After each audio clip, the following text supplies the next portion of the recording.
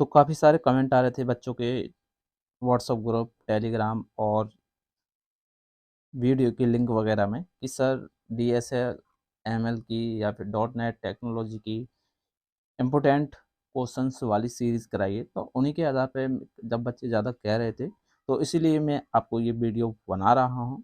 और ये जो मोस्ट इम्पोर्टेंट क्वेश्चन हैं, वो आपको पहले बता दूँ, जो आपकी 10 इयर्स 10 साल की सॉल्व क्वेश्चन पेपर की बुक होती है, उसी से छाँटे जाते हैं और ये बिल्कुल 100% रियल होते हैं, कोई भी फेक वगैरह नहीं होता है। और अगर आप इन्हें मानकर तैयारी करते हैं, तो मैं पास होने की पूरी गारंटी देता हूँ कि आप अच्छी तरह से इन मार्क्स, इन क्वेश्चंस के आधार पर पास हो जाएँगे। बैक लगने का कोई भी चांस नहीं है। जितने प्रश्न मैं आपको बताता हूँ, आपके पास टाइम नहीं है, अगर आपने अभी तक तैयारी नहीं की है या फिर मान लीजिए आपने कुछ भी याद नहीं किया है, तो भाई ज़्यादा वक्त ना गवाए हुए जो प्रश्न मैं आपको बता रहा हूँ, वो प्रश्न अच्छे से तैयार कीजिए। तो ज़्यादा देर करते ना हुए, तो हम यहाँ पर शुरुआत करते हैं। तो भाई देखो, आपका डॉट नेट टेक्नोलॉजी काफ़ी अच्छा सब्जेक्ट है और एक इलेक्टिव सब्जेक्ट है, सिक्स्थ ब्रांच का, सिक्स्थ सेमेस्टर का ब्रांच नहीं, कंप्यूटर साइंस और सीएस, यानी कि आपका सीएस और इंफॉर्मेशन टेक्नोलॉजी आईटी ब्रांच का हो जाता है।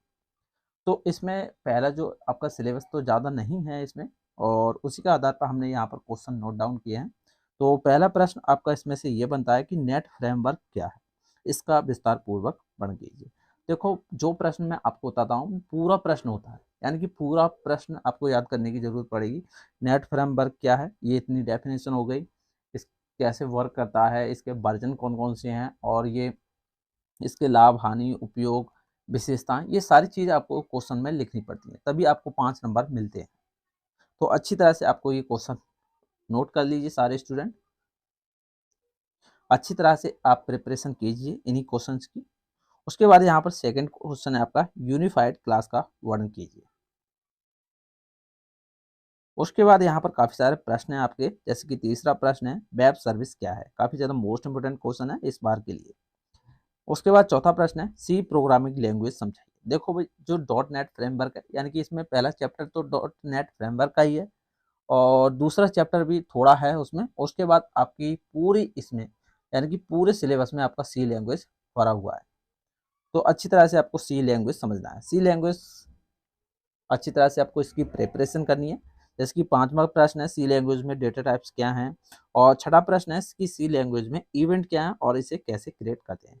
तो कई सारे क्वेश्चन बन जाते हैं आपके, जैसे कि यहाँ पर सी लैंग्वेज के हमारे आपके क्वेश्चन काफ़ी ज़्यादा हैं। जैसे कि सी लैंग्वेज में पार्शियल क्लास की व्याख्या कीजिए, या फिर आठवां प्रश्न ले लीजिए आप, सी लैंग्वेज में कलेक्शन क्या है। नौवां प्रश्न है, सी लैंग्वेज में मल्टी थ्रेडिंग क्या है।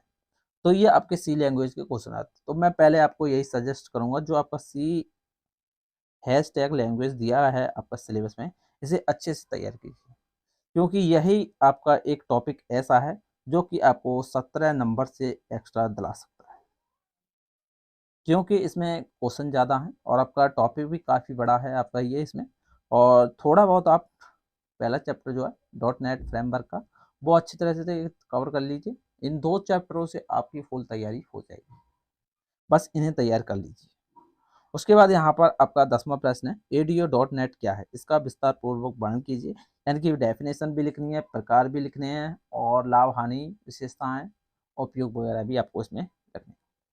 11वां प्रश्न है, एडीओ डॉट नेट में डेटा बाइंडिंग क्या है। काफ़ी ज़्यादा मोस्ट इंपोर्टेंट क्वेश्चन है आपका ये।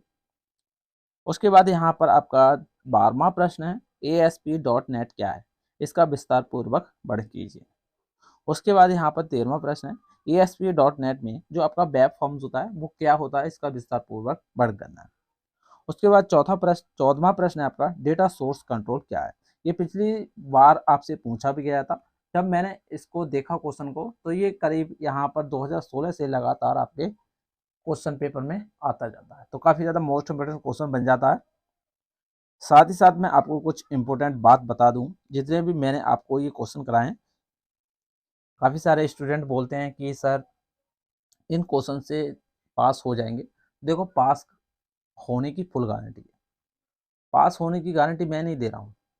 यहाँ पर मैं आपको सजेस्ट कर रहा हूँ कि आप इन क्वेश्चन के जरिए कम से कम 40-45 नंबर लेकर आ सकते हैं।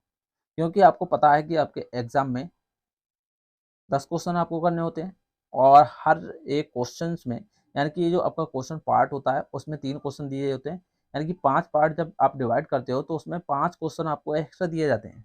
तो वो एक्स्ट्रा वाले क्वेश्चन इसी से कवर हो जाते हैं। तो इसलिए मैं आपको 15 से प्लस दे देता हूँ क्वेश्चन, तो इसीलिए मैं आपको यहाँ पर दे देता हूँ।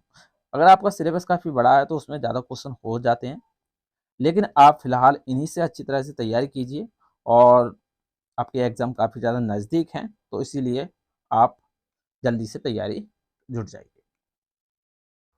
चलिए आप चलते हैं और DSML ये सब्जेक्ट इसके बाद आने वाला है, इसके बाद आपको ये वीडियो देखने के लिए मिलेगी। धन्यवाद।